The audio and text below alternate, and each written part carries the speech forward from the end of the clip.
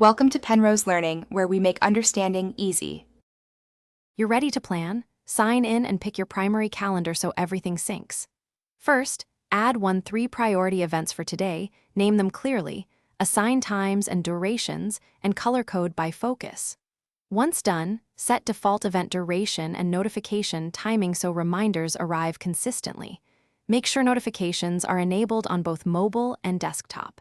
This gets your day's spine in place fast, and it prevents double booking as you continue to build out blocks. Once your priorities exist, build time blocks around them.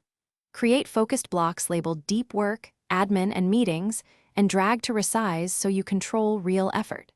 Add descriptions and attach documents or links so you don't hunt for files. Invite guests when collaboration is needed. Use recurring events for habits, add 10-15 min buffers between meetings, and set travel time when applicable. These steps reduce context switching and make your schedule reliable rather than reactive.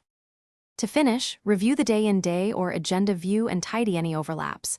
Move lower priority items to free gaps or another day.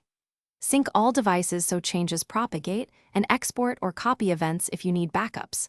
Make sure working hours reflect your availability.